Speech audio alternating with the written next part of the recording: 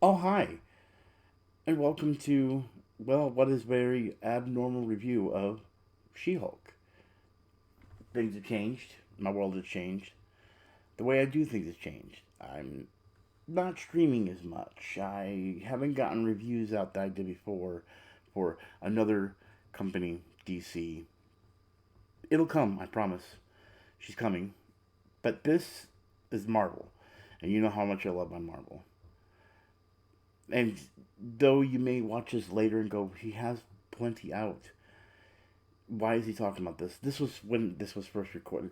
I know this is acting a little weird and strange. Honestly, I don't know how to explain things. We'll get into that in just a little bit. But today we're reviewing She Hulk, episode 1, a normal amount of rage. Just a normal amount. But first, I gotta make a phone call because I have a little bit of a problem.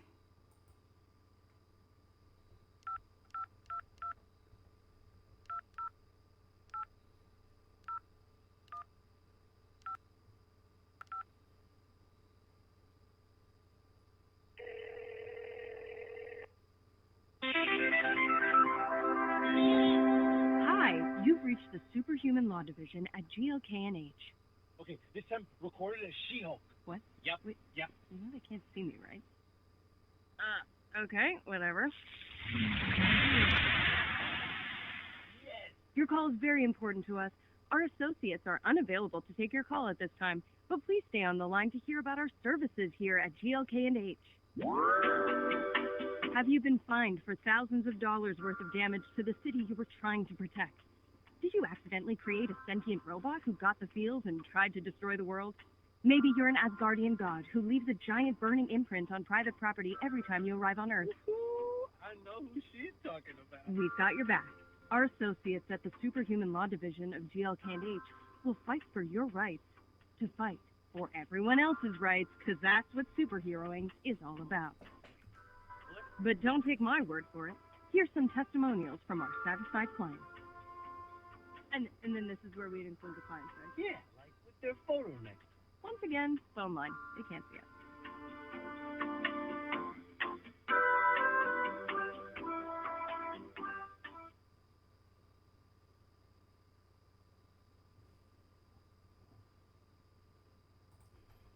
Oh, how do you do, G-Pod crew? It's your Nutty Buddy Putty here, and today we're talking about She-Hulk, episode 1. A normal bit of rage. Amount, bits, doesn't matter. Here's my thing, guys. Things have changed in my life. I said it earlier. I haven't live streamed as much except for the weekends, and even then, that's slim. My videos have been short. I've been missing out on another brand company.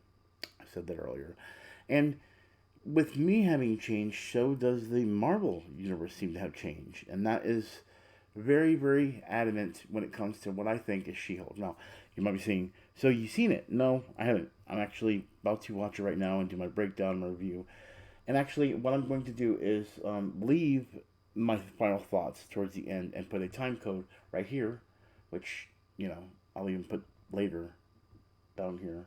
Actually, I'll put the time code there. Anyway, the point of the whole thing is this.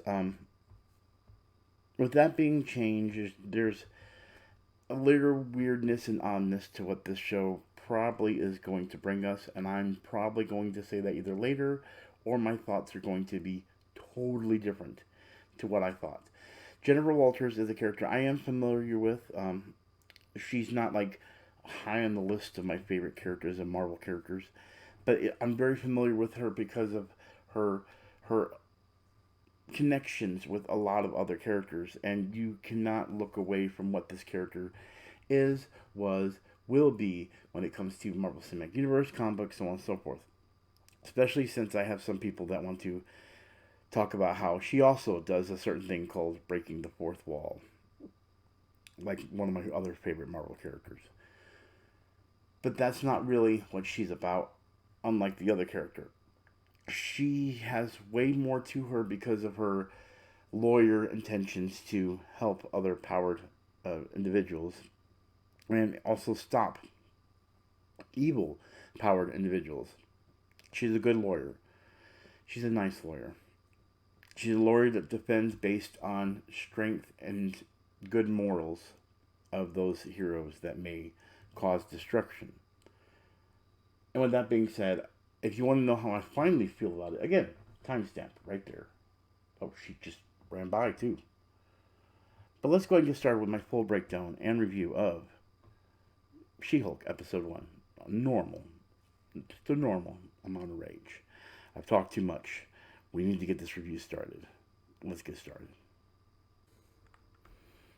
Alright, let's go ahead and do this now, because I know one of my viewers is going to say, she did it first in MCU, which maybe, I don't know. But, yes, she's breaking the fourth wall right there.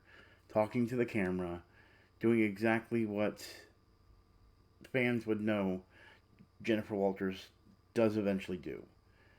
Is she known for it? No, not like a certain Deadpool. But she has done it, and she's now doing it now.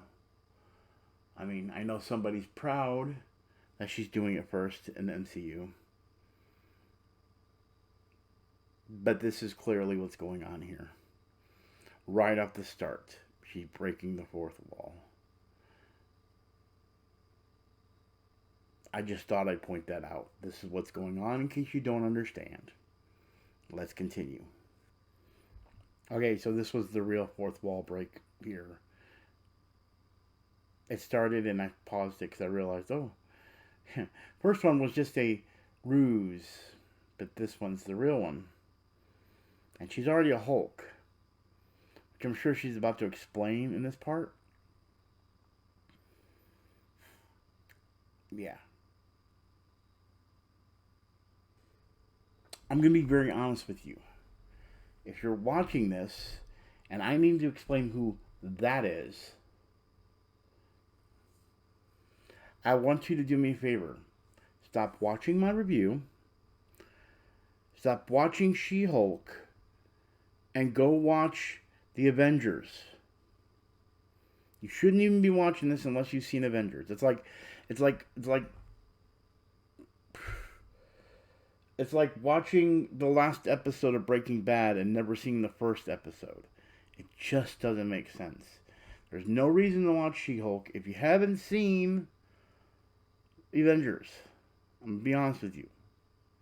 If this is your first trope into Marvel, that's the Incredible Hulk right there. Bruce Banner. I feel odd that I have to explain this. Honestly, really odd. That I have to explain who the Hulk is. You shouldn't even be watching this review or this show if you don't know who the Hulk is. I know I sound like I'm being very mean, but like, seriously, I don't even know why I made this part of the video. Maybe because it makes sense to the series and who Jennifer Walters in the MCU is. But I will say so far, I like what I see. Even though it's short and brief and she just broke the fourth wall and is now talking about her cousin. This is the longest non-explanation of a character ever, isn't it? I'll stop it here. Promise.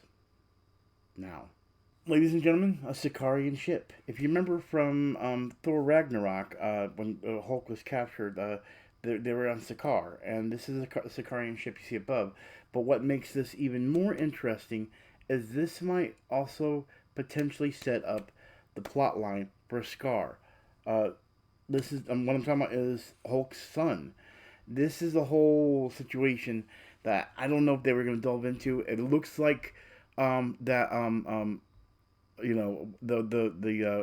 Hulk series that we've won before when it comes to the Grandmaster and the Hulk and Hulk's World War Hulk is what I'm thinking of. That this could be setting up for it. Think about this. There was a whole timeline of Hulk in Thor Ragnarok where he was there by himself as a champion. You thinking maybe there isn't some female that wanted to be with the Hulk, and the Hulk has urges, and maybe it was someone that was strong enough to deal with the Hulk? This is the implications to him having a son. And I know it's like that's really grasping at straws when it comes to storyline and future things, but Hulk is a very loved character, and what's his name said he'd stick with playing Bruce Banner for a long time, aka the Hulk, which means that we could have World War Hulk, and this could be the setup for it. And also looks like this might be also the origin story for She-Hulk. Smart way of playing it. I don't know how it's about to happen. All I know is seeing this triggered a lot of things in my head. So, yeah, SAKAARAN spaceship. Right there. Right there in front of Jennifer Walters. And the reason I know this is happening, by the way, is because they put this clip out there on the internet prior. I don't know what happens afterwards with the crash. I just know the crash happens. And apparently this is her origin story because she said in the beginning it's her origin story. So, let's find out why and how this happens. Honestly, I should have known this was possibly the answer to it. In the comic books, Jennifer Walters gets a blood transfusion after getting a gunshot wound, and that's how she becomes She-Hulk. She gets a blood transfusion from Bruce, but then it doesn't really trigger until she gets angry. But literally right here, she gets the blood of Bruce on her cut, and you can see right above me, right there, the blood going through her veins, and now she's becoming She-Hulk. So it makes sense because, you know, the Hulk thing only works to his DNA, and she is relative to him. But instead of being a transfusion, a blood transfusion, it's just literally contact with blood. So if you're related to Bruce Banner and you get his blood in your blood, you become a Hulk. Simple as that. It's a bloodline thing. Let's continue. Now that should be quite obvious what that is. That is Iron Man's helmet. This is actually the helmet when he was in space, stuck in space. And actually no, wait, I'm sorry. This is actually the one right after Endgame. So I guess Banner decided to keep it. That's crazy. Yeah, that's cool to see that they added that as a little touch, a way for Banner to remember, you know, to remember Tony. This explains everything, and She-Hulk is the connection. Okay, so let me explain what's going on. If you watch the movies, you notice there was a little bit of a break, and She-Hulk was the one that connected it. If you remember in Endgame, he was full Smart Hulk, as you see here. And then we see him, as when he's actually full Smart Hulk, his arm is in the cast, or the sling. And then we see in, I think it was in Shang-Chi that he has the sling again. And there was just like, there was something broken in between. Like, why is it he didn't have the sling and he did have a sling at one point? How was it he went from one point to another? And this is the filler. Right here is literally the filler. Basically, her DNA, or her Hulk DNA, is a more superior, which Banner is probably not going to be happy to admit that. But this basically means that she is what made him be able to heal his arm, even as Banner. And that's why, in this part, in the beginning, he's in the sling, and then now he won't be. Which also connects the reason why he isn't throughout the later movies in the MCU. This is really confusing. I understand that. I'm trying to explain exactly what the timeline break was, and I can't remember exactly, but it's between Shang-Chi and Endgame, I'm pretty sure. Correct me if I'm wrong. If it is, comment below. Tell me where the gap is between the sling that he wears between the movies, so I can pin it to this review.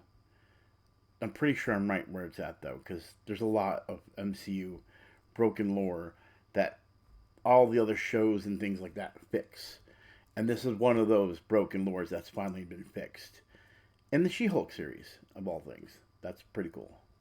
Okay, so for this one, I had to actually look at the casting, because I didn't know who the heck this character is. And now that I see her outfit, it clearly is this character. The person I'm referring to is Titania. Now, the reason this is actually a big deal now, when it comes to Titania, or anything when it comes to that nature of characters in the Marvel Universe, is her connection is to Doctor Doom. Doctor Doom gave her powers. Why is that big deal? Well, we have Fantastic Four already been established in the MCU because of Doctor Strange. Spoiler alert, sorry about that. But now this she might be another connection to him, or this she might be a one-off character. All I know is she's in the casting call. Apparently, she's like a major character, and she's returning. And even during the casting, because I did pull up the cast and everything, apparently there's more people than I thought. I know I saw Abomination in the trailers. Wong is coming back. A lot of legal characters, and of course Matt Murdock. This was one I didn't know.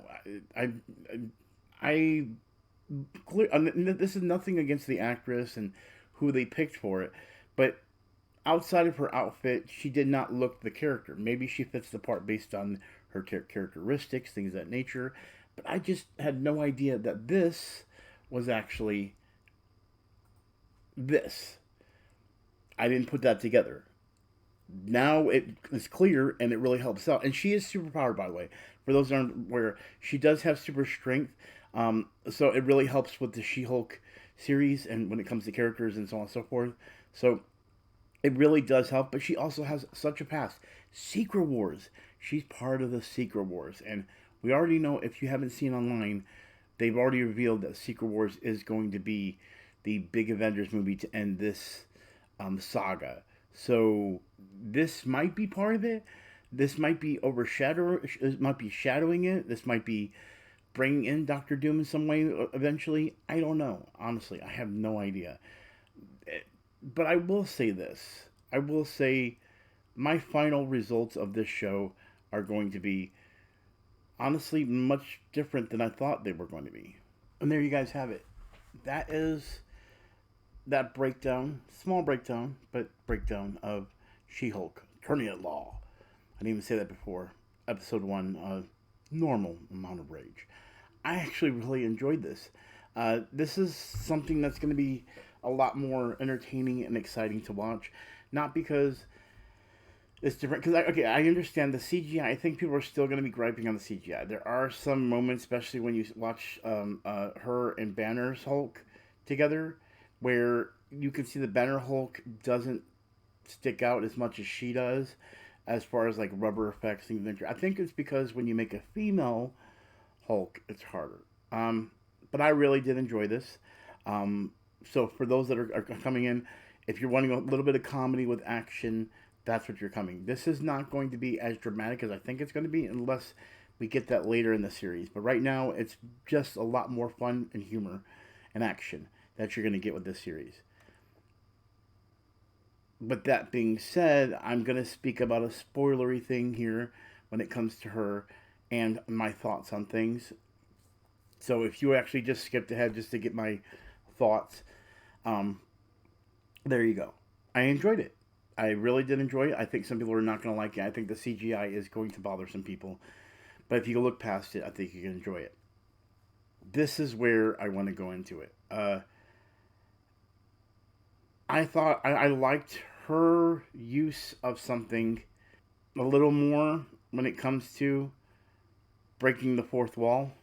He doesn't mean that. She's right. I didn't mean that. But what I'm trying to say is, just like in the comic books, if anyone can break the fourth wall like Deadpool, it should be She-Hulk. And they did a good job of it in this. And that's what makes me happy. She won't be the fourth wall breaker that Deadpool will be in my eyes. Ever.